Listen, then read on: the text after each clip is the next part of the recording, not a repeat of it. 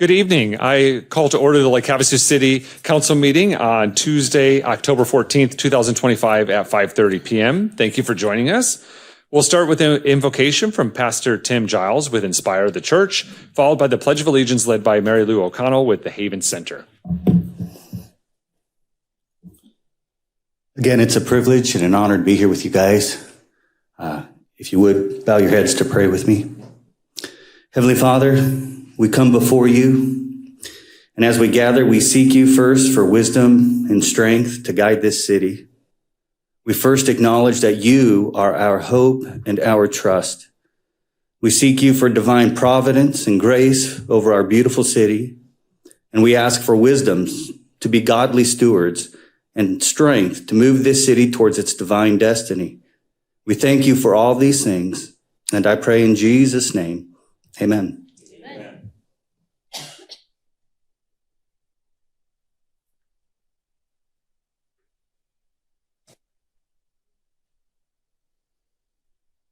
I pledge allegiance to the flag of the United States of America and to the republic for which it stands, one nation, under God, indivisible, with liberty and justice for all. Amen. Thank you, and welcome, Mary Lou. Thank you. My name is Mary Lou O'Connell. I'm the director of Haven Center. I have some of my board members with us. We are the local victim advocacy center. We've been providing services in the community for over 24 years. We've had a contract with the city for over 20, so thank you for that. We work very closely with law enforcement, child protective services, criminal justice system, mental health providers. We also have a community outreach component that has programs such as Food for Kids, child abuse prevention, mandated reporter, positive parenting. We host community events. October is Domestic Violence Awareness Month. So on October 24th, we're hosting the 12th annual Save a Life Domestic Violence Awareness Walk at Rotary, 5:30 p.m. You can register on our website, or we ask that you wear purple and come walk with us. We walk to raise awareness, provide resources, honor victims, and let victims know they're not alone. This year, we've partnered with the Humane Society to walk in the parade with a campaign called Dogs Against Domestic Violence. It is an awareness campaign that highlights the healing relationship between pets and people and recognizes that domestic violence affects all families and all of the family and sometimes pets, unfortunately.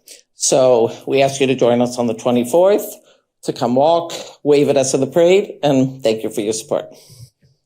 Thank you so much, and thank you for all the work that your organization does in our community. We appreciate it. Thank you. Thank you. Item 4 on the agenda is the roll call. Ms. Williams, if you please call the roll. Council members Nancy Campbell. Here. Jenny Koch. Here. Jim Dolan. Here. David Diaz. Here. Cameron Moses. Here. Vice Mayor Michelle Lynn. Here. Mayor Kal Sheehy. Here. Thank you. Thank you. Item 5 is our consent agenda. Would any of the council members like to remove any of the items for separate discussion? Mayor, Councilmember Koch, motion. please. Move to accept the consent agenda as presented. Second. We have a motion from Councilmember Koch. We have a second from Councilmember Moses. We are ready to vote. Councilmember Dolan? Aye. Thank you. Motion carries 7-0. Item 6 is correspondence, communications, petitions, announcements, and the city manager report. Item 6.1 is to announce the vacancies on Lake Havasu City boards, committees, and commissions. Ms. Williams? Mayor and City Council, this item is to announce vacancies on Lake Havasu City Board, committees, and commissions. The city currently has one alternate member on the Board of Adjustment. Anyone interested can pick up a packet at City Hall, and they are also available on the city's website at www.lhcaz.gov. Thank you. Thank you. Item 6.2 is our city manager's report. Good evening, Mr. Knudsen. Good evening, Mayor. Good evening, Council. Lots to report this evening. Starting off with, I'd like to recognize 22 of our Lake Havasu City employees who recently graduated from the year-long Supervisor Excellence Academy. This 12-month program was designed to strengthen leadership skills, foster teamwork, and support professional growth across the organization, putting our employees in the best position to deliver the best possible service to our community. I'm incredibly proud of our graduates for their hard work and commitment throughout the last 12 months. Special thank you to you, Dr. Bobby Kimmelton, and your team for coordinating this program. To Lindsay Wagner with the Mojave County College for expertly facilitating the classes on an ongoing basis. To all the department heads and directors that taught at the classes and shared their words of wisdom. And to Arizona at Work for their valuable contribution to the program. I'm also proud to announce that Lake Havasu City is now officially recognized by the Arizona Apprenticeship Office as a registered sponsor of apprenticeship programs. Very few cities in Arizona can say this. This distinction, granted in accordance with the basic standards of apprenticeship, allows our employees who participate in sponsored programs to earn national recognized certification. With this certification, Lake Havasu City joins an elite group of cities in Arizona, and we're honored to provide these valuable career development opportunities to our workforce. On Sunday, September 28th, Mayor Sheehy, you proclaimed Gold Star Mother's Day in Lake Havasu City and presented the proclamation at the annual ceremony honoring mothers who lost a child in military service. The Gold Star symbolizes a badge of honor no parent wishes to bear, and the ceremony reaffirms our promise to never forget their children's ultimate sacrifice. Special thanks to the military moms for coordinating this event, and to former Mayor Mark Nexon, Councilmember Nancy Campbell, and Judge Clowley for their support, and to Ron Silva with the Marine Corps League Detachment 757 for the photos. Mayor Sheehy, you visited Fire Station 1 to kick off Fire Prevention Week, which was October 5th through October 11th, as Fire Prevention Week in Lake Havasu City. You presented the proclamation to the Lake Havasu City Fire Department and Public Education Specialist Gina Gutierrez. This year's theme, Charge into Fire Safety, Lithium-ion Batteries in Your Home. A very, very important message this year. People don't understand the dangers of a lithium-ion battery. The proclamation in this year's theme highlighted the importance of safely buying, charging, and recycling batteries to prevent home fires and garage fires. A special thank you goes to Gene Works State Farm Insurance for donating educational materials to help spread the word. Mayor Sheehy proclaimed October 2025 as Domestic Violence Awareness Month for Lake Havasu City, highlighting the importance of raising awareness and supporting efforts to combat domestic violence within our community. And on Saturday, October 4th, Mayor and Councilmember Jenny Koch joined the Cancer Care Resource Group to present the Breast Cancer Awareness Month proclamation at their kickoff walk. Together, we continue to spread awareness, show support, honor the fighters, celebrate the survivors, and remember those that we lost. There's some fun pictures.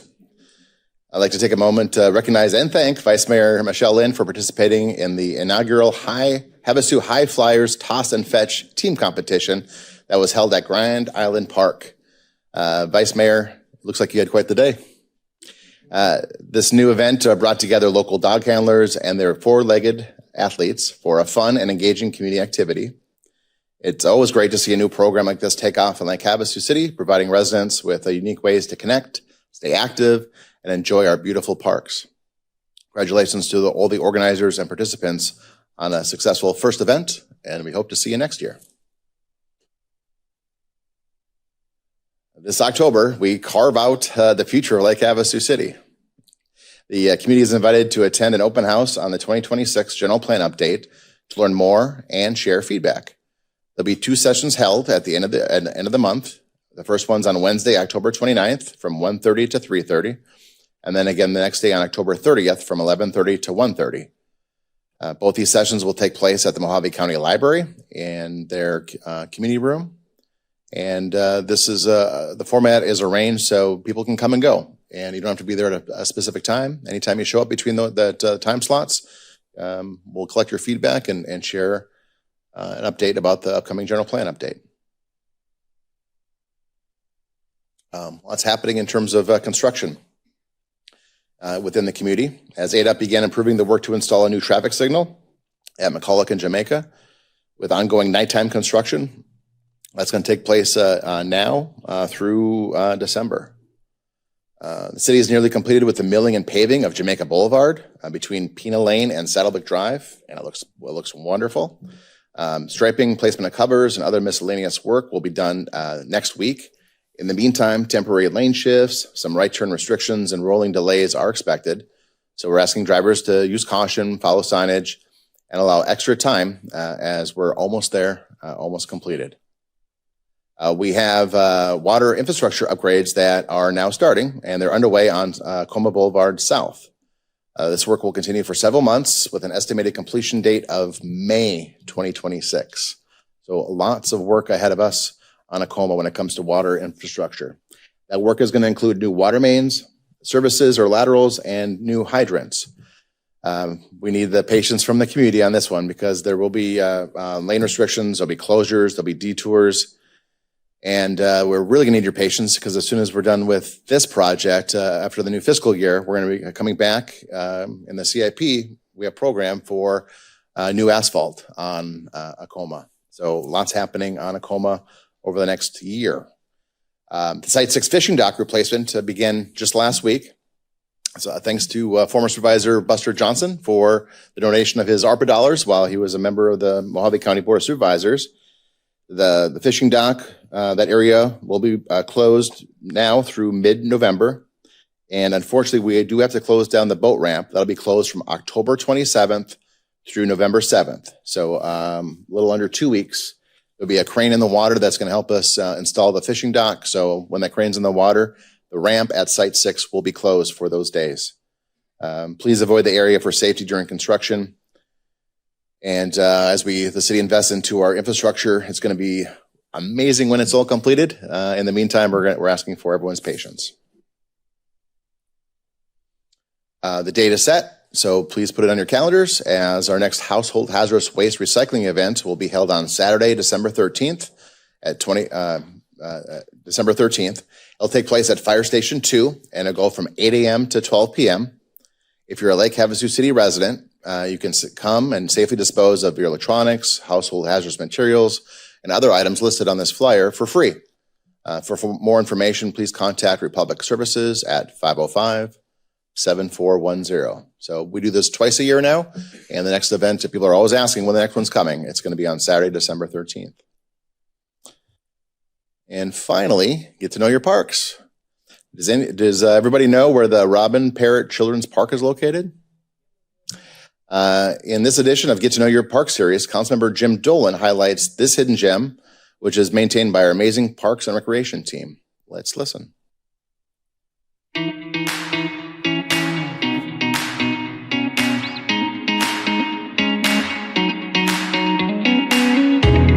Hi, I'm Councilmember Jim Dolan, and I'm here at Robin Parrott Park, located in the foothills. This park features a picnic ramada with a barbecue, a small children's playground, and an artificial patch of grass, making it a perfect outdoor relaxation spot.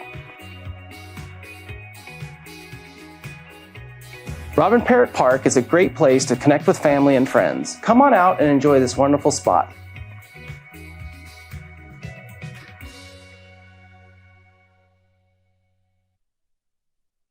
Very cool. Thank you, Councilmember Jim Dolan. And with that, Mayor and Council, that concludes my report for this evening. Thank you, Mr. Knudsen. Item 6.3 is our Go Lake Havasu annual update. Mr. Sean Buckley with Go Lake Havasu. Good evening and welcome. Good evening, Council and Mayor. Pleasure to be here with you all again this month. Some new faces. Jenny, welcome back. As well, Councilwoman, welcome back to the stateside. It's a pleasure to be with you this evening. This is the first opportunity I've had. I haven't quite been here a full year, but second chance that I've had to address the council on behalf of the performance of Go Lake Havasu. And 10 months into it, coming off of the summer quarter, I think is a really good time to kind of look at where we've been and where we're heading as we go into the winter season. So, without further ado, and if I can figure this guy out, any directions with this? It looks like it's a PDF, so we might need to move. Might need to page down for it. Okay, no problem. Well, we're going to start off is talking about what Go Lake Havasu is. So essentially, we're the marketing division for the city of Lake Havasu. We are charged with deploying the transient privilege tax that is split between lodging and food and beverage towards the promotion and the enhancement of the marketing of Lake Havasu City to a domestic and international audience. Some of the details that I'll lead off with are a little bit dated. Some of the placer studies that we had most recently are like a census. This one came out in 2023, so it led to the illusion that we have 2 million visitors here each and every year with about 60,000 residents. The highlight of this year has been our USA Today 10 Best accolades that we recognized through an earned media effort. We were recognized as the number 10 best lake in the U.S., the number 6 best lake beach for Windsor Beach, as well as the best lake for water sports. Next slide, please.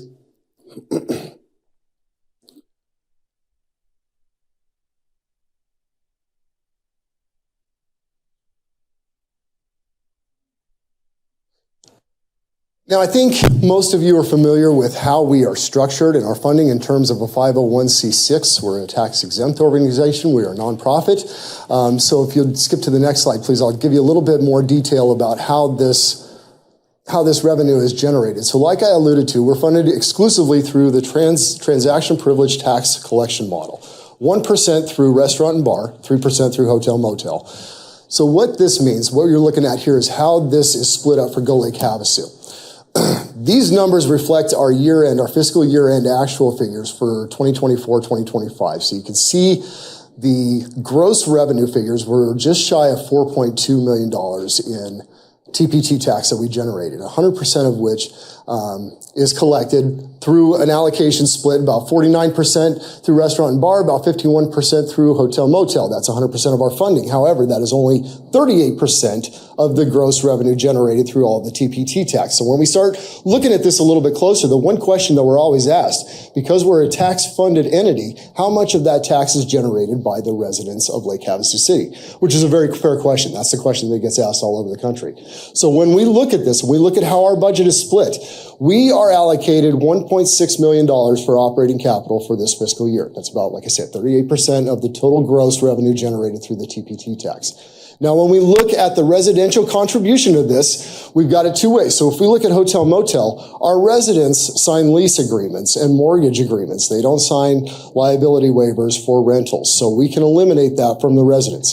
The residents are on the hook for the 1% restaurant and bar tax. Now, if they were to absorb all of that, that would be $782,000 and change. That is a non-discriminate tax, so it's certainly not being applied exclusively to the residents. So let's look at that a couple different ways.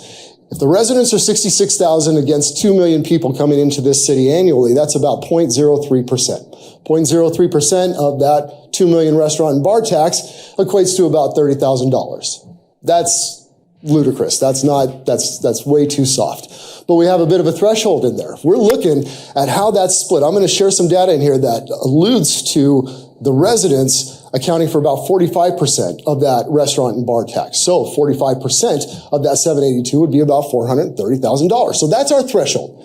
If we look at the math, that is the residential contribution to Go Lake Havasu is anywhere between $30,000 and $430,000. We don't need to worry about that 4.2. That's what's going to be brought in. What I want to focus on this evening is how we're spending some of that residential taxpayer money.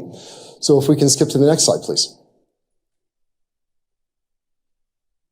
Our research and data. So we keep a very close speed working with some of our research and data tools as far as our attribution, our visitor attribution, where they're coming from, their demographics, their age, their income, etc. So I'm going to share a little bit of that with you tonight. If we can skip to the next slide, please.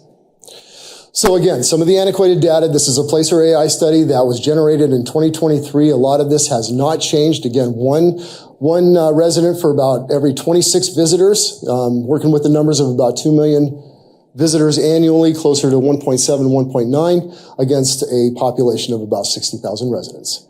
Next slide, please. This is our income.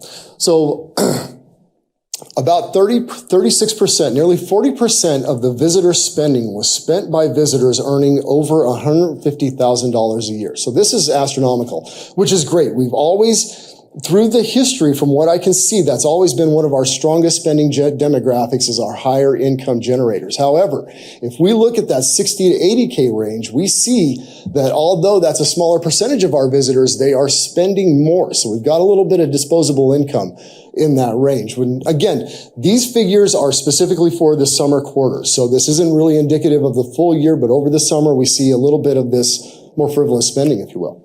Next slide, please. Our age.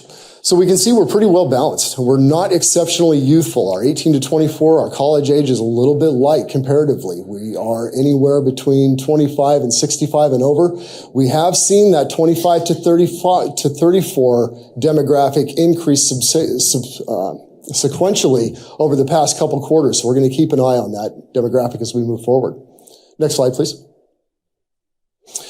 Our visitor spending by market. I don't know what we did going to Alaska for the summer, but they came and they spent big. I think that's a great thing. I don't know how promising that is long term, if that was kind of a one-off, but it's certainly something that we have the ability to keep an eye on, so we're going to continue to do some. And a lot of this you see from a lot of our regional markets and some of our more weekend drive type visitation. But per this particular chart, it looked like Alaskans covered about 3.7% of the spending. Next slide, please. Now, this one gets interesting. This is what I was talking about earlier. If you look at the average visitor spend by category, you can see that the accommodations are the big one, but the food and beverage is definitely top for visitors as well. So that's how we get that split, and we get some of that math working with the residential contribution. With some of our markets, you can see they're coming in from LA, they're coming in from Phoenix, San Diego, get an idea of what those spends are and what their duration is of their time once they're in market.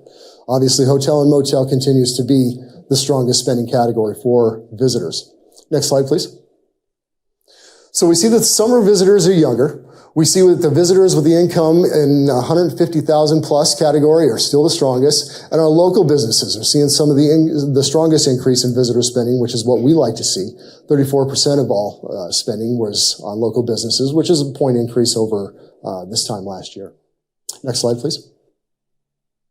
Our visitor markets. So here's where it gets a little bit more malleable, if you will, and I've split this up, color-coded it in two different ways, because essentially you've got kind of our winter markets, our snowbird markets, and our summer markets. Los Angeles, Phoenix, San Diego, Las Vegas, certainly our strongest markets and will continue to be so over the course of the seasons. But as we go into winter, we're starting to see a little bit of an uptick in Salt Lake, Denver, Albuquerque, and Minneapolis in particular, taking advantage of some of that air service coming into Las Vegas. Again, nominal increases year over year, but a half a percentage point, compounded, a little bit of marketing effort behind it, could potentially serve to open a new market for our winter travelers. Next slide, please. Okay, so if we look at hotel occupancy, we look at short-term or extended stay occupancy, we can see some of the parallels. And what's really interesting is what we're seeing over the past month. We've got the booking window is decreasing. Our visitors are starting to book a little bit more immediate, and trying to get a beat on why that is with the market trends and just some of the attribution and behaviors out there. Don't really have an answer for you other than the fact that we're watching this. This is kind of an interesting trend that we're seeing with some of our data come in. Next slide, please. Okay, and this again is indicative of the summer quarter. So our average hotel stay value increased about 5% year over year. Our long-term average stay value increased about 20%. We've got a little bit longer length of stay in the hotels and a little bit shorter in the short-term rentals. So again, just some interesting statistics to keep an eye on as we approach next summer and subsequent quarters to market accordingly. Next slide, please. Los Angeles is still the strongest market.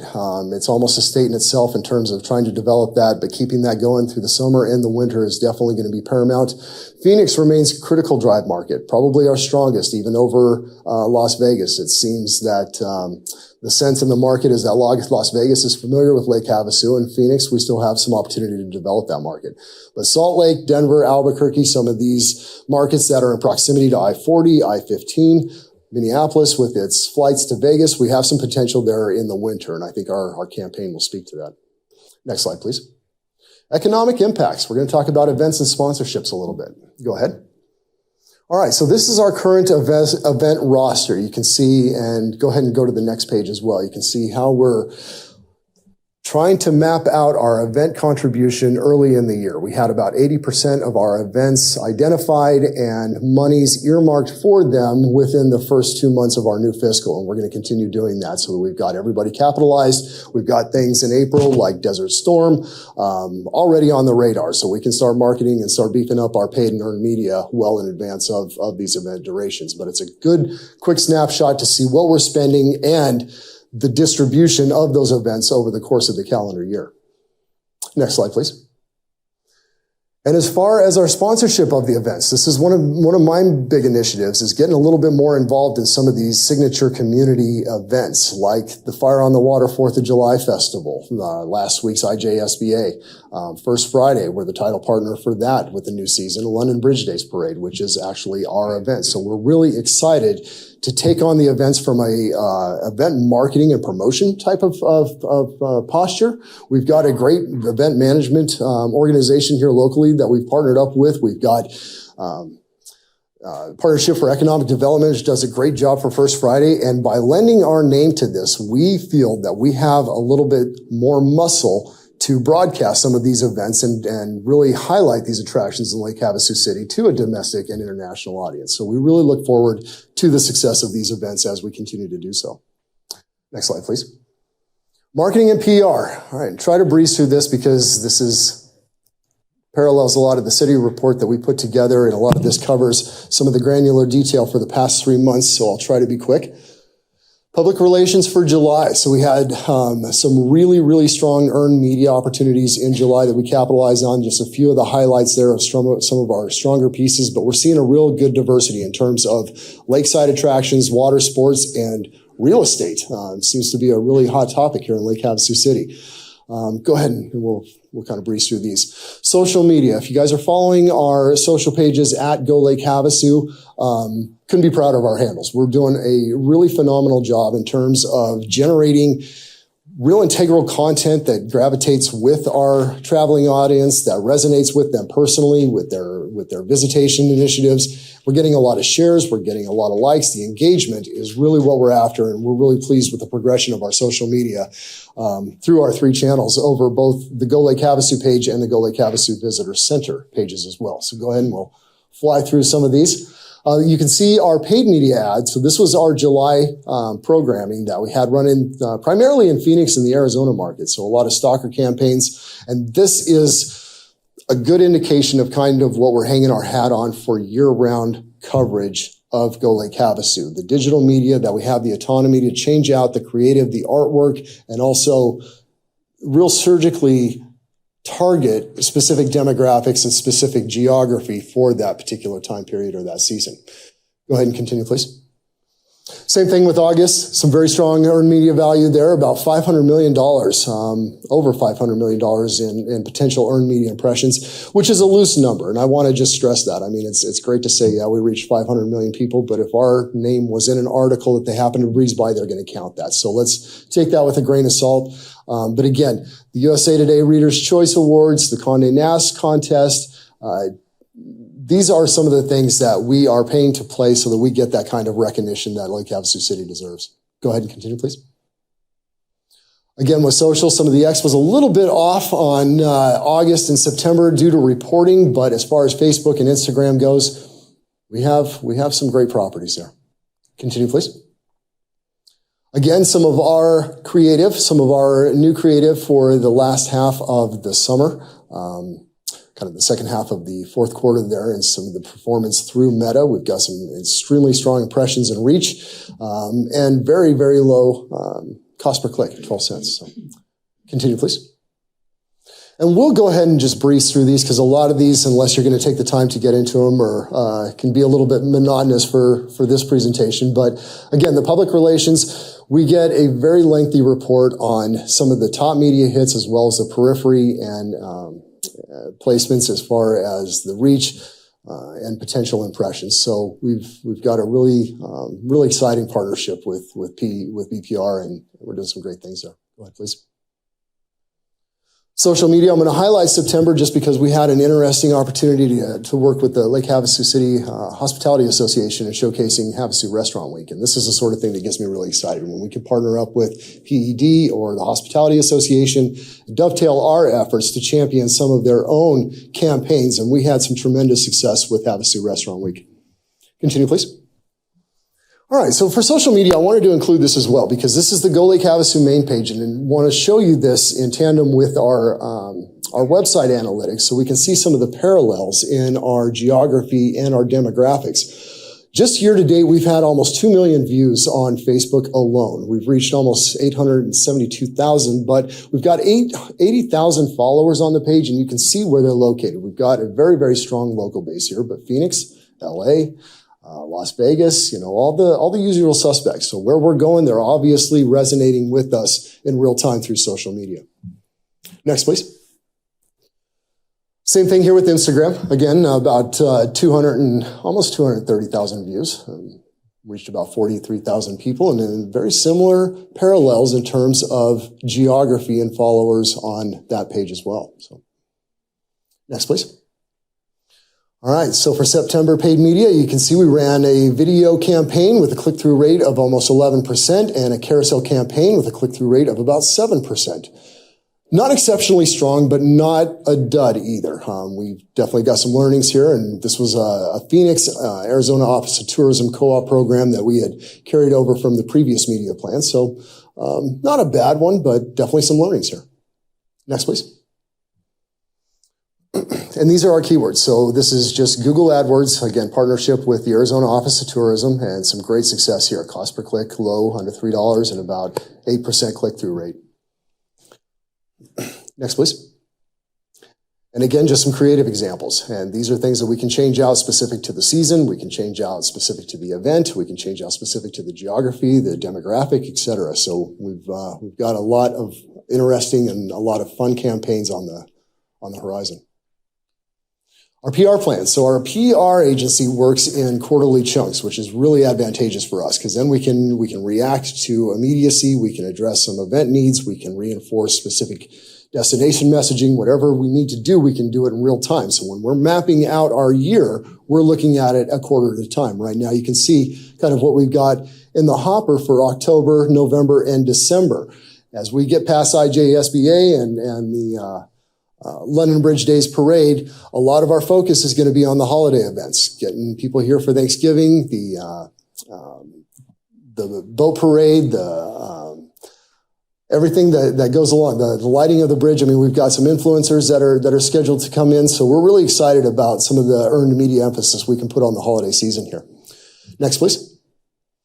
Our paid media plan. So again, an eye chart I'm just going to breeze through, but this gives you a quick look at a glance of the year ahead. And my objective is to not go dark on any particular month. At the very least, we need our digital campaign up and running. So we'll have that served through all of our major markets, depending on that season.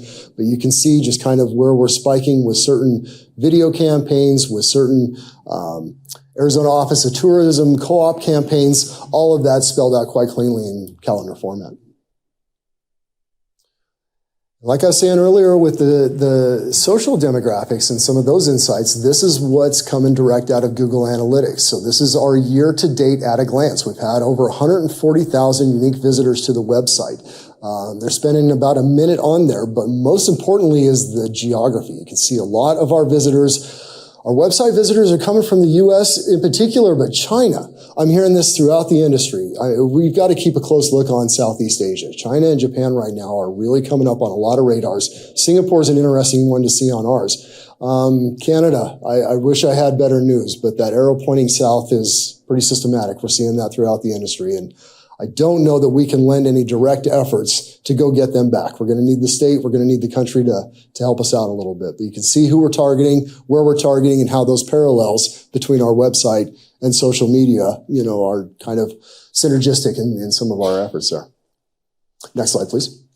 Our newsletter. So this is a fairly new one. We just sent this out for October. Been working through some of the technicalities with our new website, with some of our functionality there, but we're really excited about this. And we We've still got some metrics that are pouring in, but as of now, we had about 23% open rate, 3% click, had about 500 visits to the website just on the parade link alone. So we're excited about what we can do with the newsletter. This is the first of many that we'll be going out with in the coming months. Next, please. The Visitor Center. We'll talk about what's going on at the Village for a minute. Visitor Center performance over the quarter was quite strong indeed. Our sales were up about 13% year over year. Our visitation was up about 8% year over year. So it's not just about the visitors at the English Village and what kind of opportunity they're capitalizing there in that space, but also how we're marketing the Visitor Center, both inside, outside, as well as on social and the website. Next slide, please.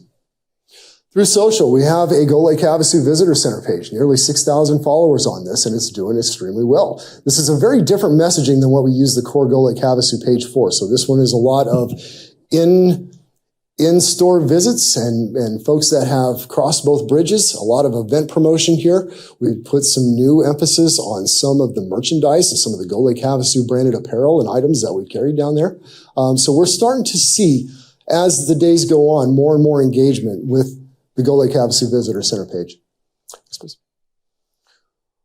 As far as the performance so far, about 23,000 views on the page, reaching about 14,000 people. Like I said, just over 5,700 followers currently. And again, a lot of parallels with the geography, just a little bit more regional when we start looking at Kingman, Bullhead City, and some of the destinations like that coming into the Visitor Center, following us on Facebook. Next slide, please. The Destination Directory Portal. So this is one that I'm very excited about, and this is another opportunity for the newsletter. Next slide, please. This is kind of the 800-pound gorilla in the room, if you will. This is an opportunity for Go Lake Havasu to enable the city to manage their own listings and events on our website. Right now, we have Sarah Martinson on my staff who is charged with managing all these listings. So she connects with everybody, makes sure that their hours are correct, makes sure that their address is correct. This will give the city the autonomy to do what she's doing now, which is excellent. And not only that, it's going to give us an opportunity to prove our performance for them, as you can see right there with the page view graph, but also communicate with them. It's something that we've talked with Andrea about at the Chamber of Commerce. How can we reach our audience with her message, with our message, and communicate with them in more real time? Just really tightening that dynamic between the community and Go Lake Havasu. Next slide, please. Our financial statements. So I won't take too much time on this. Suffice it to say, we've got Colleen Prine on my staff, who is diligent about keeping us within the lanes on the facts and figures, and we're not going over budget. Not yet. Go ahead, please. This is July. We've got August and September. We can go ahead and breeze through these. International. So this is where we are going to be focusing, and we already have started some of our focus here. If you recall earlier this year when we met in January, I just came from Palm Springs where I attended the Go West Summit, which is a central hub for all domestic and international group, charter, bus tours, foreign independent travelers, all looking to book Western destinations. This coming March, that same event will be held in Las Vegas. Super advantageous for us. We'll be right up there. As well as the International Market Media Place, which is going to be held in New York City in January. Go ahead to the next slide, please. This is everybody that I spoke with that demonstrated some real interest, either currently contracted with a property in Lake Havasu or looking at Lake Havasu very, very closely for possibly later this year, most likely fiscal year 26-27. Next, please. Industry challenges. Could have just put up one slide that said Canada, right? Well, so Las Vegas is softening. I think we've all seen that in the news. We've all seen Las Vegas has taken a little bit of a hit, and that impacts us as well.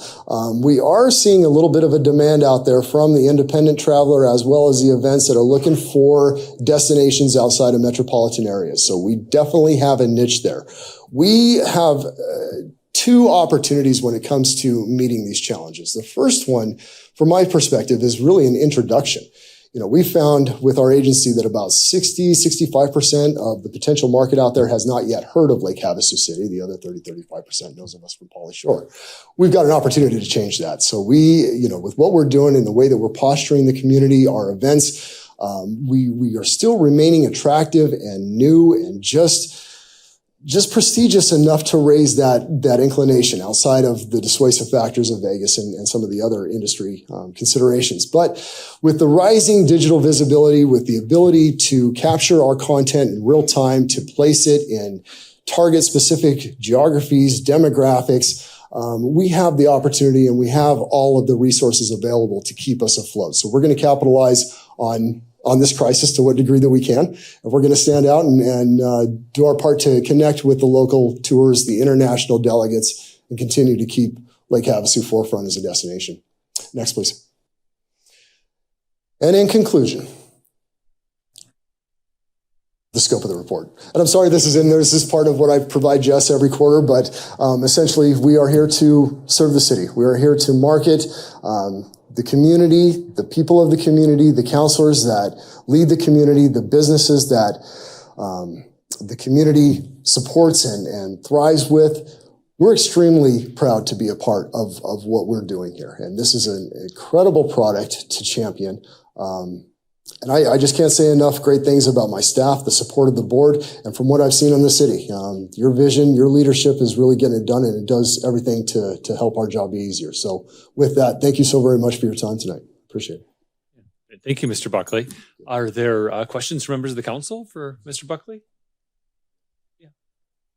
Councilmember Diaz? I noticed you didn't mention the rodeo at all. You guys focusing on rodeo? So rodeo is an interesting one. If you're asking me, yeah, I love the rodeo. I'm from Wyoming, I know, you're a Wyoming guy. But when you start prioritizing attractions in Lake Havasu City, rodeo isn't quite up there with Desert Storm, with IJSBA, so I'm trying to prioritize and make sure that we are putting 100% of our effort into those areas that we can put 100% into our effort. Rodeo's it's just brand new. It's just a snowflake on the iceberg in Lake Havasu City. And we got excited about it last year and we put out some promotion about it. And we'll do the exact same this year. I mean, anything that we can do to champion that as an intriguing attraction for the city, it's got my full attention, personally and professionally. Oh, I got it. And you're right. You're spot on the money with the tourism trends, because, it's restaurant business is down also. And so we have to see what we can do. And you're doing a good job with trying to get the word out. You mentioned you guys are working with a event management partner. Who is that? We work with quite a few, but when we're talking about IJSBA, Desert Storm, that's DSM events. Okay, DSM. Okay, yeah. I knew that one. Yep. Okay, and then I really appreciate you coming today, and as you and I have had one-on-one conversations about it and talking about what you guys do with the money that we provide you to bring tourism in. Yeah. I think we should get it on a regular calendar every 6 months, as we talked about, and because it is the taxpayer money, and they like to know where their money's going, and you're doing a good job. And I like all the information you gave us, and we'll have to digest some of those eye charts, and then any questions we come up with, we'll talk to you. Thank you so much for saying that. I think that's a really important point, for the community, for council to understand who we are and how we function, because it does get lost in there. I can tell when I say that we're a tax funded entity, my board behind me is just cringing, because the impression is that it's a residential tax, that it's the city of Lake Havasu that funds us, which is 100% correct. 1% of the time. If we start looking at this and getting granular and getting that clear understanding, we provide a very real value for the city. That multiplier on the food and beverage, $400,000 and change, that's a 10 times multiplier when you look at the gross revenue being brought in by TPT tax. So it's really significant. It's important to understand. Appreciate it. Thank you. You bet. Are there any other questions or comments? I would like to thank you and your board for taking the leadership of the London Bridge States Parade. We've had volunteers host that for many, many years, but having some professional steam behind it is really appreciated. So thank you for taking that on. Not an easy task, especially when that's not what the organization does. But thank you for that. And then from a tourism perspective, it's sometimes when folks move to Lake Havasu City, they move and they start going in a different direction where now they're a resident of a community. Yes. So they sometimes lose track that most everyone started in Lake Havasu City as a visitor. So they were somehow connected. Right. And the partnership that we have with Go Lake Havasu, people come to Lake Havasu City, they experience amazing opportunities and times, and then they relocate their business here and they relocate their family here, and it creates that economic development drive. So, tourism supports so many different things, and the work that you are doing at your organization and the leadership of the board, thank you so much for that. It really helps drive our community and creates the sense of community that we have.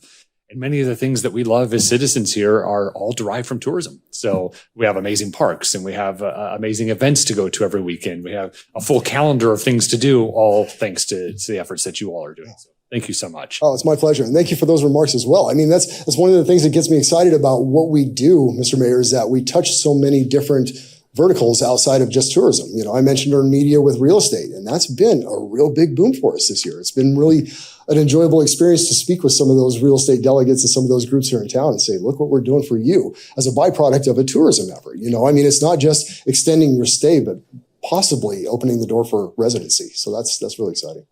Thank you so much. Thank you. Have a good afternoon.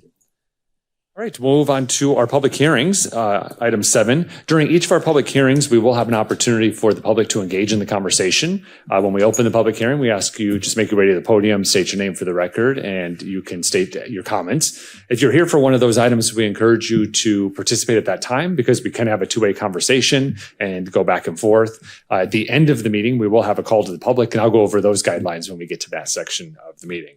So we'll start with item 7.1, which is a resolution number 25-3875, opposing the permanent transfer of fourth priority Colorado River water from GSC Farm LLC to the town of Queen Creek. Ms. Gary. Good evening, Mayor and Council. In 2020, the City Council adopted a resolution opposing the transfer of fourth priority Colorado River water from GSC Farm, also known as Greenstone, to the town of Queen Creek.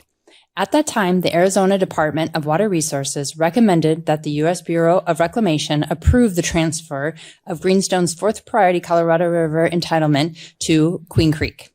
About a decade ago, Greenstone bought about 500 acres of farmland in the Cibola area, located in La Paz County. This is along the Colorado River in the Ehrenberg area south of I-10. You can kind of get a little visual of where we're talking about. But a few years later, Greenstone sold the water rights for that farmland to Queen Creek, or at least some of it. The on-river communities have been battling this transfer ever since. This transfer reverses a long-held policy that 164,652 acre-feet per year of fourth priority water be reserved for the use on the main stem of the Colorado River for agricultural, municipal, and industrial uses. It is important to note that this is the first time ever that a transfer of Colorado River from an on-river entitlement holder to Metropolitan Central Arizona that was not allocated through the Central Arizona Conservation District, also known as the Central Arizona Project or the CAP or the CAP. Transfers of water entitlements from smaller river communities to benefit metropolitan areas, which have alternative water supplies available, establishes a bad precedent and places the local water supplies and economic future of rural jurisdictions at risk.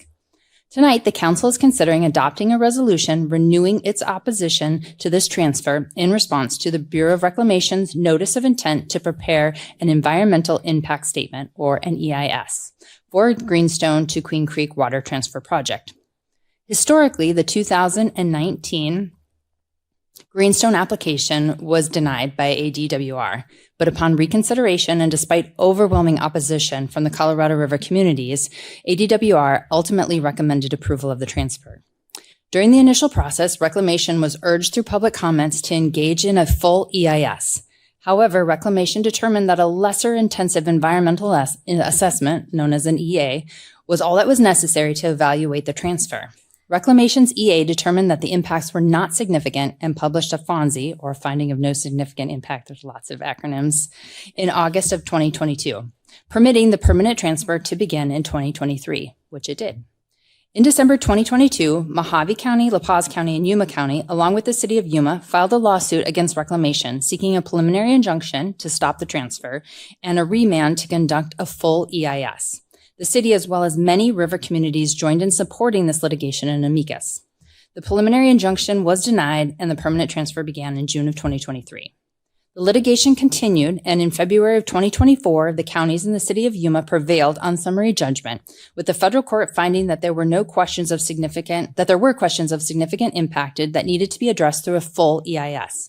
The matter was remanded back to Reclamation to address the shortcomings and conduct the full EIS. So that's where we are today. Now, as part of the required EIS process, Reclamation is seeking comments to its Notice of Intent with a target date for completion of this EIS and the issuance of a record of decision in April of 2027. This proposed resolution conveys that Lake Havasu City's continued opposition to the permanent transfer of Colorado River water to metropolitan Arizona and urges reclamation to consider alternative actions. I'm happy to answer any questions that you may have.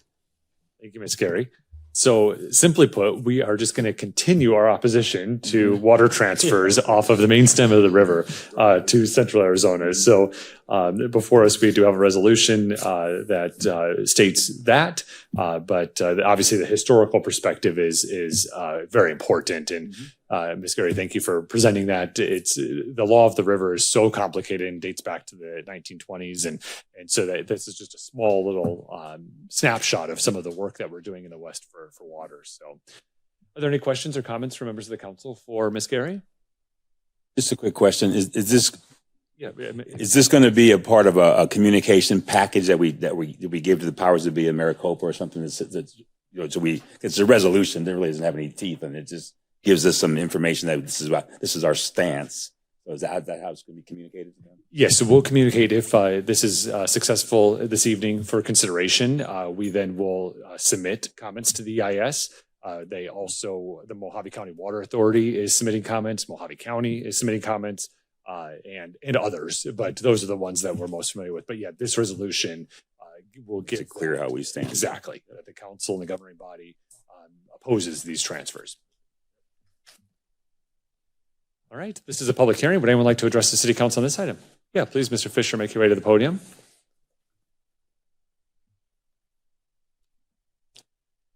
Thank you. My name is Robert Fisher. I want to encourage you to keep objecting to these water transfers. As you know, the recent forecast for Lake Powell and Lake Mead is not good, and I think we need to preserve all the allocations that are available to us rather than letting them go off to some other place in the state that we don't like all that much. Thank you. Thank you. Would anyone else like to address the council on this item? Seeing none, we'll close the public hearing and bring it back to council for discussion or possible motion. Mayor, motion. Councilmember Moses? Yeah, I move to adopt resolution number 25-3875 opposing the transfer of fourth priority Colorado River water from GSC Farms LLC to the town of Queen Creek. Second. We have a motion from Councilmember Moses, a second from Councilmember Diaz. Is there any additional discussion? Seeing none, we're ready to vote. Councilmember Dolan? Aye. Thank you. Motion carries 7-0. Thank you.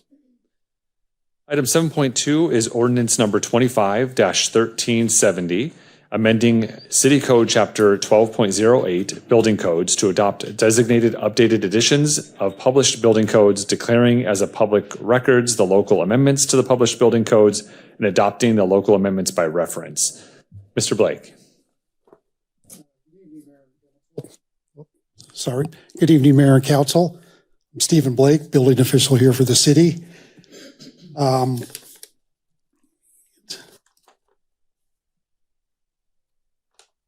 Before you is an introduction to the building code adoption, 2024 codes with amendments.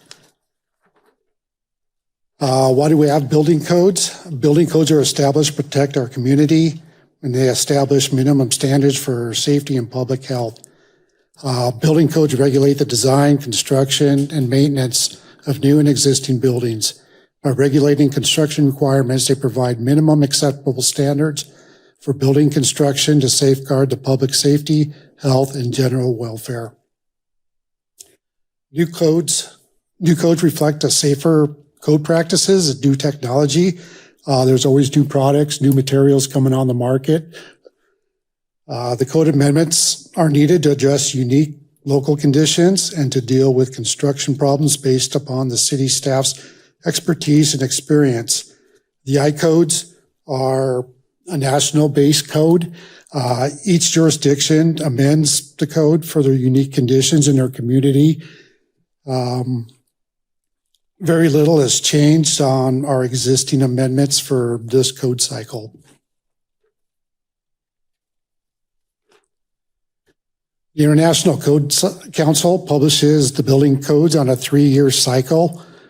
We adopt them every other code cycle. The building codes are not retroactive. That's kind of a thing to remember when we're adopting and updating the codes. They just regulate the construction, alteration, and additions of buildings. The city is currently operating under the 2018 international codes, which were adopted in 2021. We're following the same process as in 2021 for the adoption of this because it appeared to be fairly seamless and worked out well with the contractors and architects and the design professionals.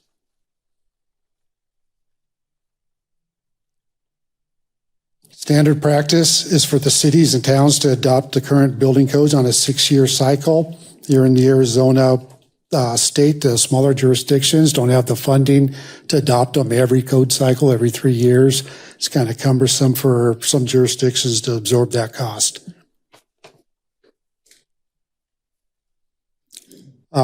We'll be proposing to adopt the family of ICC codes, which are all in the 2024 format. You may notice that the National Electrical Code is a 2023. That's because it's published by a different organization. Included in this family of codes is the International Fire Code, which the fire chief will be presenting a little bit later.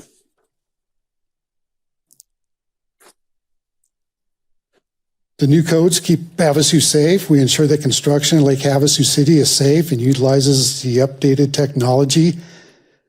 Several Phoenix metropolitan areas have already adopted the 2024 codes, with several other jurisdictions adopting in early 2026. Phoenix, Chandler, Surprise, Buckeye have already adopted the 24 codes, with Flagstaff, Kingman, Tempe, Clark County, and Henderson, Nevada set to adopt them in early 2026. The Insurance Service Offices recommends that we adopt the most current building codes. That helps keep our insurance rates good.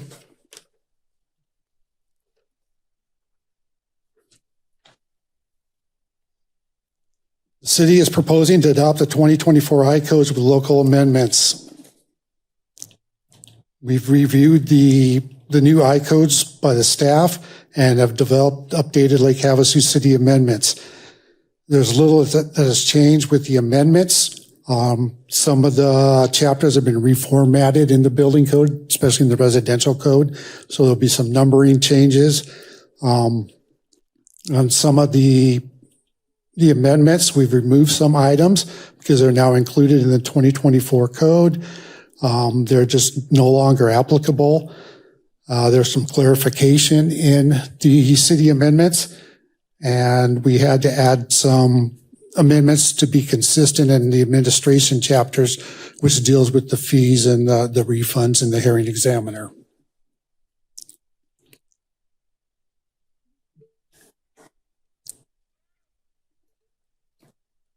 We posted the amendments on the city website and then sent an email notification to all the builders, architects, engineers, and draftspeople requesting input on all our local amendments and the proposed code adoption. We also posted it in the newspaper and forwarded it to the Chamber Building Industry Alliance. We have not received any comments back on any of our changes, and no major changes will adversely affect the development community. The implementation, the 2018 codes will be allowed for projects submitted up to 90 days from the effective date. This is for projects that are already being designed, since there's a long lead time for some larger projects. So those will be allowed to be submitted under the 2018 code. Standard plans will be given 180 days from the effective date to be updated to the new code. Again, the implementation process is following the same process we used in 2021, which again seems seamless. We'll continue to have effective and continued communication with the development community to ensure the seamless transition. We have reached out to architects, design professionals, and engineers already to let them know that we're proposing to make these changes so that they can get on board and get their stuff up to date. The building division staff will be properly trained and support community in the transition. And the staff recommends the adoption at the next council meeting with an effective date of February 1st, 2026. That gives about 90 days for us to get the word out and try to help get everybody on board.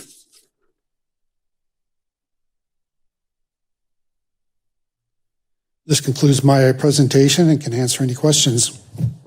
Thank you, Mr. Blake. Are there questions from members of the council for Mr. Blake? Yeah, Councilmember Diaz? Yeah, on Section A, or Exhibit A, Section 105.5, that one caught my eye because I've seen some things around town. It basically says every permit issued shall become invalid unless the work authorized by such permit is commenced and a required inspection is, as outlined in Section 110, is scheduled within 180 days. So this is going to be we're not going to go back into some. This isn't going back into like retroactive to people that have already started things and they haven't built them yet and got their permits. And correct. This is moving forward, correct? Yes. Once your permit is issued, you have 180 days to commence the project, and then you have to have inspections every 180 days after that. The clock resets every time you have an inspection. Yeah, 'cause I'm specifically thinking about that property over there on Park Avenue with the two big elevator shafts that have been sticking up for 2 years. Yes, that is back under construction. Lumber was delivered this week, and they're starting to frame that thing up. Okay, perfect. Thank you. Are there any other questions or comments? All right, this is a public hearing. Would anyone like to address the city council on this item? Yeah, please make your way to the podium and state your name for the record.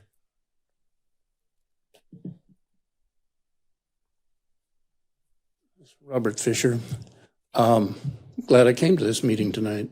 One of the unintended consequences of all these rules and regulations and changes and so forth, I'm not surprised any of the builders and tradesmen would object to any of it because it's a make-work thing for them. It raises the costs of construction everywhere.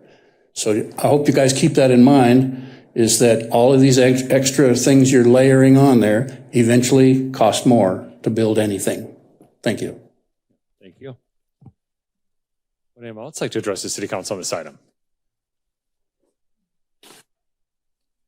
Seeing none, we'll close the public hearing. And Mr. Fisher's comment is well taken. I looked at that myself, and there's a balancing effect to this. So the ISO rating, which is the insurance rates that all of our residential and commercial property owners pay, level out based on having updated codes that bring in the health and safety of users to that. But this particular code, the updates are insignificant. So absolutely to your point, Mr. Fisher, that could be something that we'd have to work through. But when we actually read through the attachments here, in my opinion, that's not what this does for this particular code update. So, and I was skeptical at the beginning, and I've spent a lot of time with staff and citizens and contractors going through the different elements of this. So.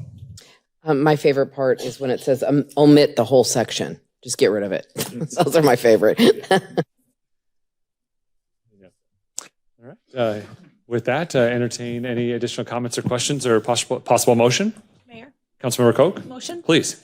Move to introduce ordinance number 25-1370, amending City Code Chapter 12.08, Building Codes, to adopt designated updated editions of published building codes, declaring as public record the local amendments to the published building codes and adopting the local amendments by reference.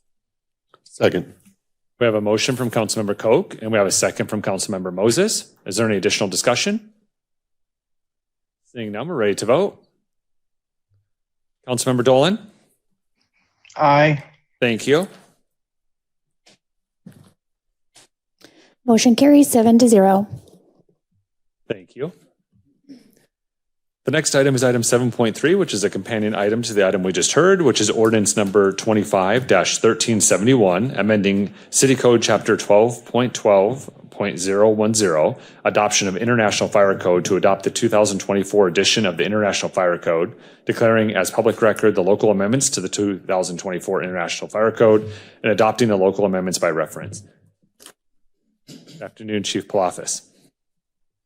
Good evening, Mayor and Council. Appreciate being up here. Thank you, building official Blake for starting the process for us, because this is the pair to this, because the fire department is the one that is the code compliance for the International Fire Code. So we work side by side with the development customer service to make sure that our community is safe and bringing the codes up to date for the 2024 International Fire Codes. So this is basically the same, almost same presentation as he given, just with the fire codes adopting and with the amendments. So fire codes equal fire safety. The most important thing is stopping fires from occurring. That's why we have codes, to make sure that people are safe when they go into public facilities and just the town in general. I always say the development customer service builds it. We maintain it as the fire department in making sure that they're code compliant. So just establishing a protection for the community, for our citizens, our visitors, and also our first responders going into the building. That's why we have these codes. It's establishing minimal standards for safety for both new construction and existing hazards with business process. This is also a maintenance of existing life safety systems, and the new codes reflect safer code practice and gives the opportunity for new technology to provide safer solution. Now, we have amendments is because of our unique conditions here in Lake Havasu. And that's important. We need to adopt these codes to our standards. And I have to say my fire marshal did a great job with looking at the new additions from the 2018 to the 2014. He provided the hyperlinks and the code amendments that we are carrying forward and the new ones. There's roughly just about 7 additions I'll say additions, just added amendments that were changed from our current 2018 to 2024. Some of the background, Mr. Blake did cover this. The Code Council is the iCode family, and the International Fire Code is part of that family. And it's on a 3-year cycle. We are currently, like he mentioned, on the 2018, that was adopted in 2021. We're just it's a standard practice that we follow in sync with the building codes. The standard practice is to follow the state too, and keep contractors all in the same code, and we're right in sync with the state and other jurisdictions, like Mr. Blake mentioned. So our proposal is a new technical code with amendments. So these work side by side with all the I-codes for the building trades to make sure that they're all on the same page, because our International Fire Code will reference some of the I-code families that the building official does comply with. So what's this going to ensure? This is going to ensure consistency of safety, provide progressive forms of new construction practices, really the advance in manufacture of goods and processes. Just like he says, most metropolitan areas are switching to the 2024 codes. Some of them are doing it now. Some of them are doing it in the spring, and this is a great time. Mayor, you stated this. This is very important for our insurance service office. They recommended to go to the most current standard to help us with our rating. And as the fire department, we're going to do what's best for our community, follow the most updated standard, and stay on this practice of doing this at our frequency that we're currently doing it at. So the adoption process is the same as the building department. We did look at our local amendments. We reviewed them. We actually got input from local contractors, and we've been working for the last 12 months in making these common sense approach changes. I was very happy with the fire marshal looking at them, and it is not going to have any adverse effect on the current business community and development that we currently have going on. So we're happy with the amendments that are proposed. Our implementation, again, we're still following side by side with the development customer service and look in the 90 days. We're going to work with our developers and contractors with this. It's all about education and making sure that we're on the same page to have a safe community. So we're also recommending that staff is recommending adopting that the next council with an effective date of February 1st. The fire department has already taken a proactive approach of our inspectors are already receiving training on the transition from the 2018 to the 2024. So we're ready for this transition in February of 2026. So with that, if you have any questions, I'll be more than happy to answer, and appreciate it. Thank you, Chief. Are there questions or comments for the Chief? One quick, thank you. One quick question. And I like precise plans. Everybody knows what's happening. And on page 3 of 6, it says sprinkler systems as required by this amendment may be omitted from gazebos, ramadas. And also it has down here, which is concerning because we got into this one before, detached shipping containers not considered an occupable space, not to exceed 800. So that section there, the only wording that bothers me, I can understand why it says may be omitted, but sometimes that could get yourself into trouble when it comes to personalities sometimes. I'm not saying that's you or, do you see what I'm trying to say? That I have seen how this may work for me or may not work for me, but somebody down the street gets a different, because it's kind of open-ended. Mayor, Council Member Campbell, this one specifically, I had a conversation with Fire Marshal about this, and I'll use an example. Is like when we were looking at shipping containers for restaurants, that they're occupiable space. Right. Those need to be protected. So if someone's not using that occupiable space, then it can be deemed non-sprinklered. It can be omitted. And I use that as an example of using a container, but you also have life in there serving food. Oh, yeah. So I'm just giving you that type of example of why the common sense approach that our fire official and the fire chief have authority to look at these amendments and apply them appropriately to our community. And I guess what I'm saying too is there is a lot of shipping containers around this community that a lot of industrial people are using just for the purpose of storage. And it's probably better out in the middle of an industrial area than in everybody's storage unit in neighborhoods. You know what I mean? So I hate for that to become an issue of we're just unhappy with this person and he's been a problem. So we're going to make him put sprinklers inside shipping containers because that's going to open up a can of worms. Mayor, Councilmember Campbell, it really depends on the hazard of what they're storing. If you're storing boxes of fireworks and explosive that can affect someone else next to you, then that's something that we can decide with myself and the fire marshal whether it requires sprinklers or not. Okay. And again, I'm not trying to be difficult. It's just those words always bother me. Mayor, Councilmember, no, these are great questions. This is a time to have it. That's what we look for is input. And when our inspectors were going out, we knew that we were going to change to this new code. That's why we were looking for input from individuals. And we did get some, and we made, again, some common sense approach based on their input. And there's still availability to input. This is not going to be adopted until next council meeting. So we still have a time for feedback. All right. Thank you much. Yes. Any other questions or comments from members of council? All right, this is a public hearing. Would anyone like to address the city council on this item? Seeing none, we'll go ahead and close the public hearing, bring it back to council for additional discussion or possible motion. Mayor, motion. Yeah, Councilmember Diaz.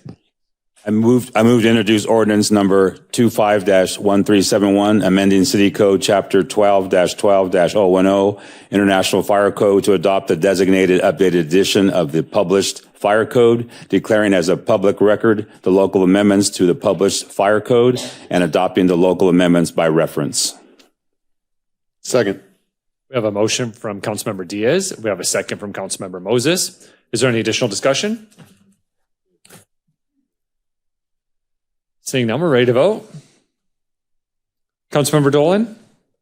Aye. Thank you. Motion carries 7-0. Thank you, Chief. Our next item, 7.4, Professional Services Agreement for Water Conservation and Reuse Improvements to Carrillo Engineers, Inc. Good evening, Mr. Hart.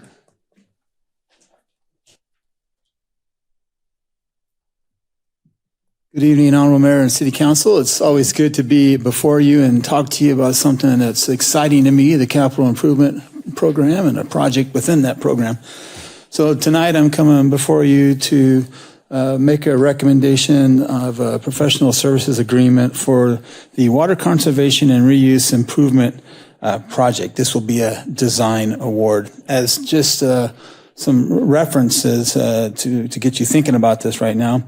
The city has 3 parks, the Rotary Park, the Cypress Park, and the Jack Hardy Park. I mean, obviously we have a lot more, but these 3 are the parks that we've identified as parks that we would like to bring the reclaimed water to utilize at these parks and help with the utilizing these instead of potable water.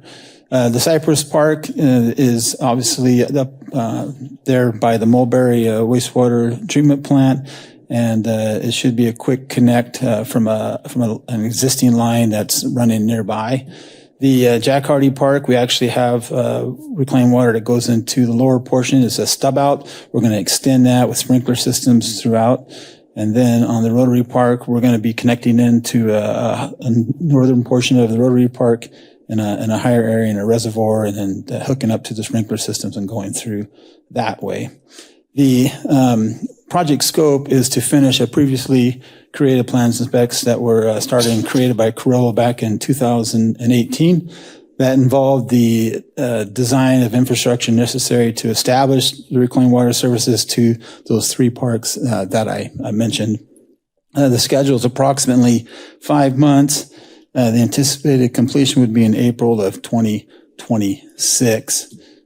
With that, I'd like to recommend the award of a design contract for the water conservation and reuse improvement projects to Carollo Engineers Incorporated in the amount of $110,528. And I can take any questions you have. Thank you, Mr. Hart. Are there questions from members of the council for Mr. Hart on this item? Seeing none, this is a public hearing. Would anyone like to address the city council on this item? Seeing none, we'll go ahead and close the public hearing, bring it back to council for any discussion or possible motion. Mayor, Councilor Moses. No, I'd just like to thank the city staff for pursuing this. I think this is a wonderful investment. I mean, it was said earlier just how dire our resources are in the Colorado River, and this is going to help lessen our need. So I appreciate you guys' work on that. With that being said, I move to approve the professional service agreement for water conservation and reuse improvements to Carollo Engineers, Inc. in the amount of $110,528. Second. We have a motion from Councilmember Moses, a second from Councilmember Koch. Is there any additional discussion? Seeing none, we are ready to vote. Councilmember Dolan? Aye. Thank you. Motion carries 7-0. Thank you. Thank you. Next item is item 7.5, a professional services agreement for the water treatment plant filter software integration upgrade project with Jacobs Engineering. Mr. Kellett. Good evening, Mayor and Council. Great to be in front of you with a different professional services contract. This time with Jacobs is what we're seeking. And the point of this contract is software update. So first, let me orient you to where we're headed. It's going to be out to the treatment plant. Double check, triple check. Am I not working now? Is it on?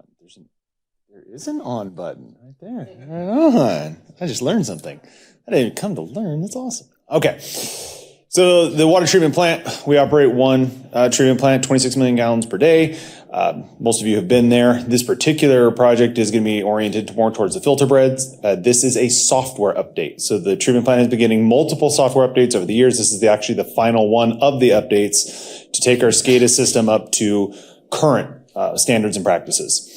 And you may remember SCADA system. Essentially, that's the backbone that allows all of our pieces to talk to each other and tell us what's going on. And what we end up seeing are screens that look a lot like this. And they're telling us levels and flow rates and allows us to operate the plants. What this project does is continues to make that a more efficient process, as well as make it an easier to understand process. So we're constantly looking for upgrades to maintain the operational reliability that we need to provide the citizens with clean drinking water. And this is just another step in that process.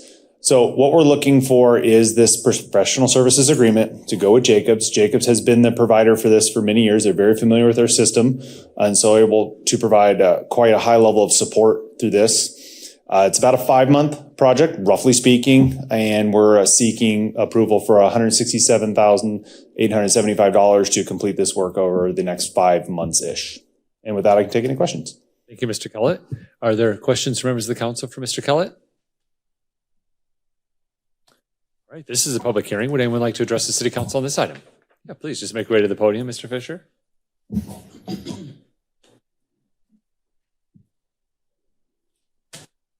Good thing I came today, or you wouldn't have had too many comments on things, huh?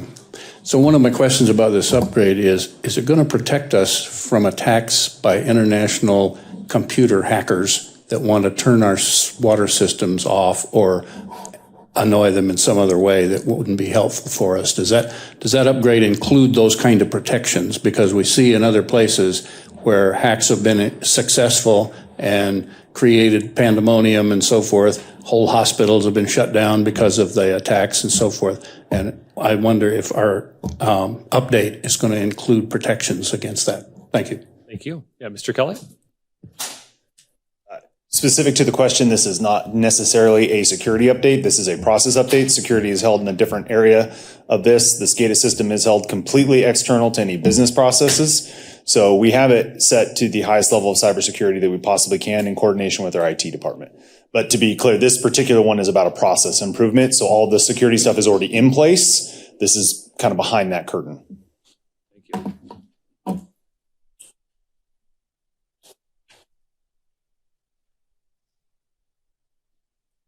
Good evening, Mayor, City Council. Mr. Fisher, I don't want you to feel alone.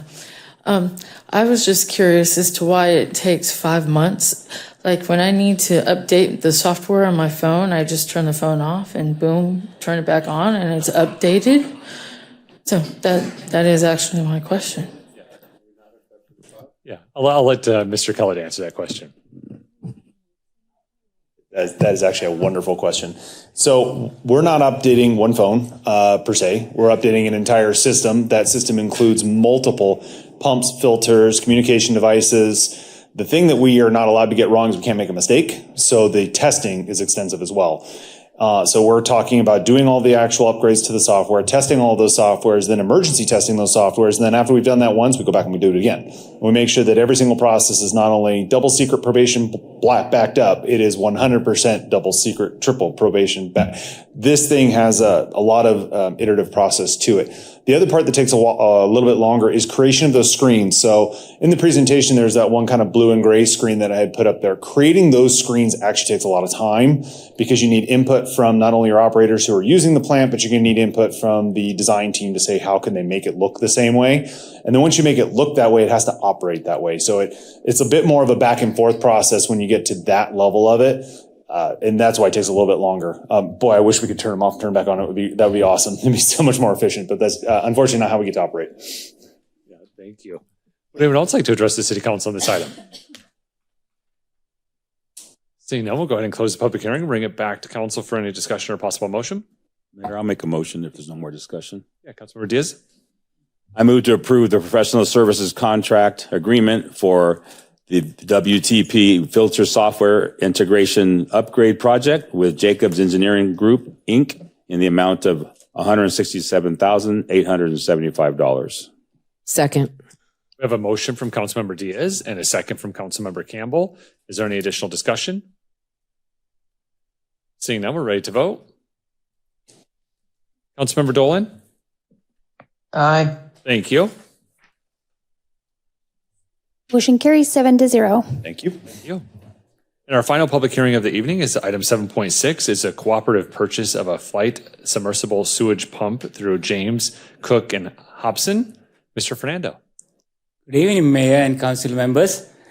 I'm here to ask for your approval of the purchase of a sewage pump, which will be used for the North Regional Wastewater Treatment Plant. This pump is for the secondary treatment for the wastewater treatment process, which we call recycling. Recycling is critical in the wastewater treatment and is accomplished by cycling a portion of the settled matter, which we call sludge, back to the aeration basin to maintain the microorganism population, because keep in mind, this whole work is done by microorganisms we call bugs. This new pump replaces a 19-year-old one, which has been in use since the beginning of the treatment plant. The pump will be purchased through JCS Incorporated, utilizing the City of Chandler Cooperative Purchase Agreement. By the way, the only thing that can be flushed and not clog pipes or pumps is toilet paper. Thank you. I'm happy to answer any questions. Thank you, Mr. Fernando. You always bring the best pictures. So, yeah. But yeah, this picture demonstrates exactly what Mr. Fernando was mentioning about flushing things other than toilet paper down there, specifically flushable wipes. They're not really flushable. So, all right. Any questions or comments from members of the council? All right. This is a public hearing. Would anyone like to address the city council on this item?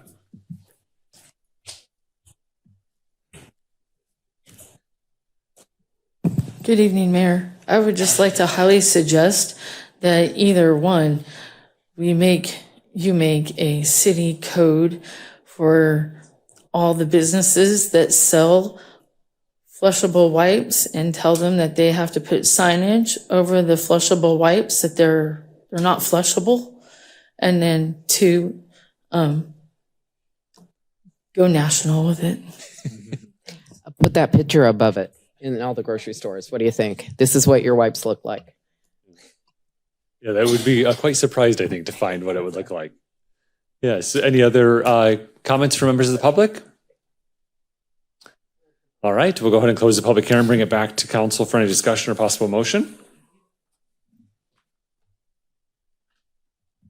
Mayor, motion. Yeah, Councilmember Moses. I move to approve the cooperative purchase of submersible sewage pump through James Cook and Hobson, Inc. for $150,699 plus applicable taxes. Second. All right, we have a motion from Councilmember Moses, a second from Councilmember Koch. Is there any additional discussion? Seeing none, we're ready to vote. Councilmember Dolan? Aye. Thank you. Motion carries 7-0. Thank you. All right, item 8 is our call to the public. This is where citizens have an opportunity to address the city council on items within the jurisdiction of Lake Havasu City. Your comments are limited to 3 minutes. There is going to be a light indicator box on the screens. As a reminder that we can't have a two-way conversation at this point of the meeting because it's not on the agenda, but we can listen intently. You don't have to sign up, but we did have one citizen sign up, so we'll start with you, Mr. Fisher.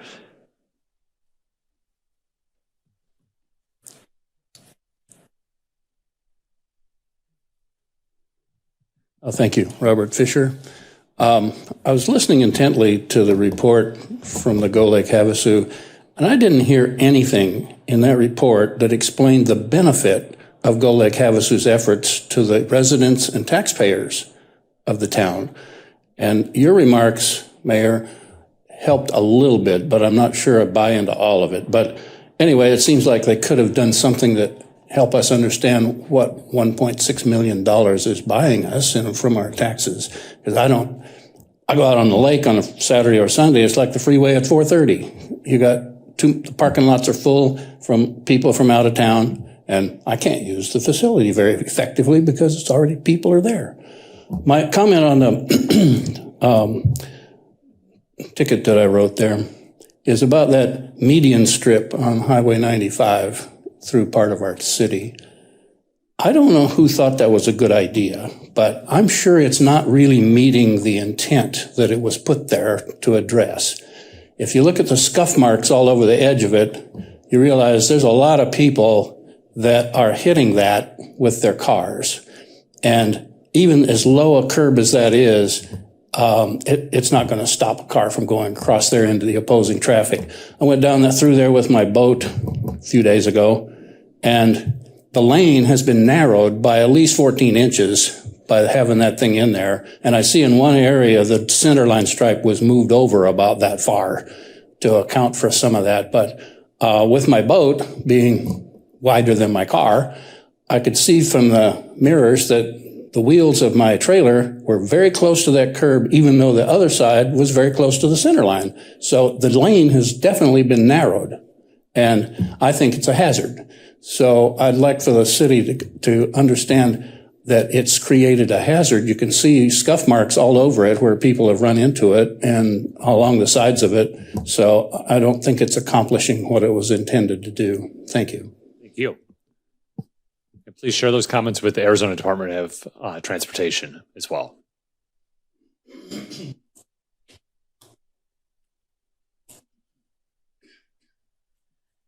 Good evening, Mayor, City Council.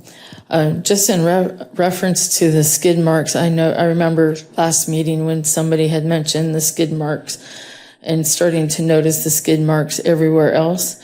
I did happen to start noticing skid marks everywhere else, and when I look everywhere else, the buildup of skid marks on Highway 95 versus the buildup of skid mark, which is a new median, the brand new median, versus the ones on Lake Havasu Avenue that have been there for almost a decade. The ones on 95 probably almost match it's a new median, almost match the old median as far as the beating up. So that it does make a difference. And even though you notice the skid marks, that it's still beating, the highway one is still getting more damage than it should.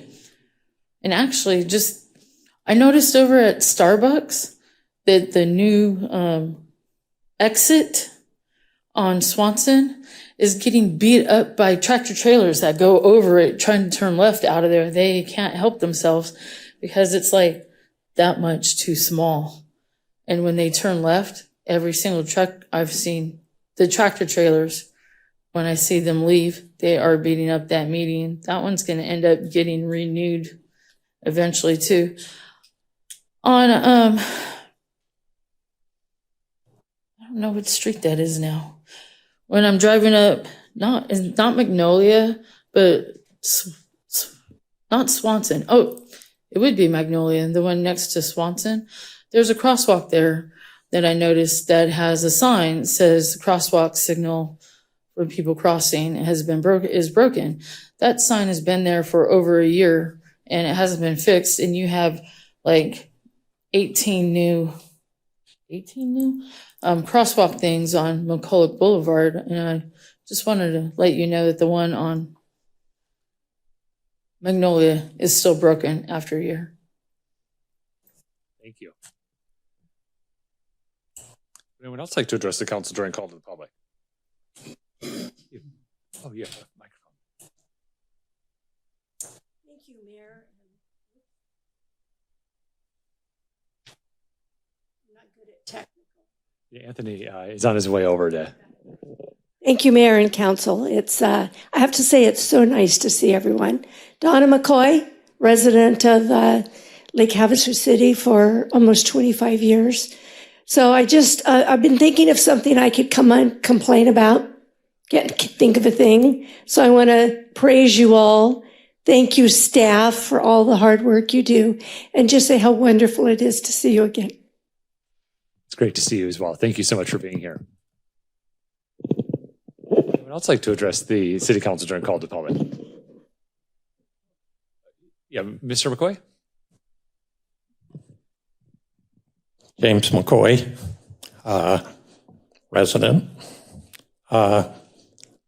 I just wanted to thank the council tonight for approving the partnership agreement. I wasn't here for it, so I hope that's what you did. But now we can get busy starting to construct that USS Arizona Memorial. So thank you very much. Thank you.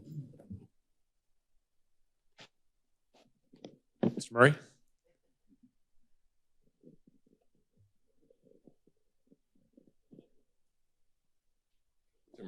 Nice to see you all again. I was on vacation at your last meeting, but I watched it on TV as I ate popcorn in my living room. Congratulations on the paving jobs. It's always amazing. Jamaica looks great. I mean, you go down here one day and it looks like a ratty old road, as it might be, and then go down it 2 days later, and it is what it is. I mean, you ought to be able to do these projects in your sleep right now. They get done so well. The contractors, the road control, the traffic control, it's all great. It's a great improvement. And on top of that, you get to see it, because a lot of the things that get done around here, people don't get to see them, but they certainly see the improvements on the road. So congratulations to Public Works and the engineering group that does it. They do a great job. I watched the last meeting with Crichton 10 with some popcorn. I went out of town again. And the downtown project, and I guess I don't know what to call the park now, because there was so many different iterations of the name, so I'll just leave it at that. I hope when this is over and done with, I think Councilman Dolan recommended it, that you go back and do a challenge and build, if you want to call it that, or some type of continuous improvement. I think there was a lot of things going on that evening as I sat there that said, wow, here we are into the project in 2 years, and there's still a lot of questions from when it first got started. It looks great. I mean, I like other people say the spires that are down there are just, but I'm not going to get into all of that tonight. But I think you have to go back and take a look at what would you do differently? We did this in private industry because we know a lot of times we'd make mistakes. And we would sit down afterwards. We did it in the fire service. It was called critiquing. And we always found that you found something better to do, a different way. You've got a lot of projects coming up here between the bridge, the firehouse, the pool. So hopefully there's some lessons learned from this project in the center of town that you can apply in the future. I mean, to make a mistake, that's fine. But you don't want to do it 3 or 4 times afterwards. So that's all I say. I don't want to get up here tonight and rehash a whole bunch of stuff. I think enough of it was done that night. But, you know, what are the lessons learned from that project down there that you would want to apply in the future to prevent a rehash of what you have? That's all I have. Thank you. Thank you. Would anyone else like to address the council during call to the public? Seeing none, we'll go ahead and close the call to the public. Item 9 are current events. Are there any council committee reports? Mayor. Yeah, Councilmember Campbell. It's exciting. It sounds like many of us are heading tomorrow to Sierra Vista to the Rural Transportation Advocacy Council Summit. And I am excited to say that this year, just for many people, the Rural Transportation Advocacy Council was established 25 years ago by Rural Arizona, where we brought people together to lobby for the needs, the special needs of rural roads and transportation. And because we were overlooked so many times as we are. One of the things that they do is they task our city staff, the MPO, ourselves up here to come up with top priority projects that if the legislator has some extra funding or if they want to, even our current legislators, it's kind of a list of projects in rural Arizona that are a top priority for each and every community, which is pretty amazing. And legislators are finally starting to understand that there is meat in this. Before they used to call it a lazy man's legislation, and now we've changed the direction to literally being heard at the transportation summits. And so this year, our top 3 projects, which I think, again, they may never be seen, but it's still a voice for our community. I'm very happy with a traffic solution study on Acoma, Oro Grande, and South McCulloch. What does that look like? It's just, it's a problem over there. If you're not a local, you don't know how to navigate throughout those, from the Highway 95 to Oro Grande, Highway 95 to Acoma, and then McCulloch South and 95. I want to thank the staff for putting in those sections that say, don't park right here, which are really, really important, because if you're from out of town, I see it all day long. I'm out there. It's chaos, especially when kids are getting out of school. So a traffic study for a solution. I know what the solution is, but we have to still do studies. Next is we have, the other is, one thing that I'm very proud of too, if we can get it, when I say landscaping the shoulders of our highway, most legislators are like, so you just want to make your city pretty. So what does that mean? But in the meantime, it's what we're pushing is to get affluent water there. Every ounce of affluent water we can use, and beautify our city, which would also keep probably the highway cleaner from debris and trash being collected. And the final would be whatever the remaining amount would be, because they tell us you have $17 million based on your population. Are we going to get it? Never have got it. Maybe eventually someday we'll get it, but that would go to the pavement preservations and the increases that you see throughout our community. So extremely proud of our MPO. I'm really proud of our staff. And I want to tell you, our league, our RTAC board also did a federal agenda stating that we wanted our transportation funding to go local.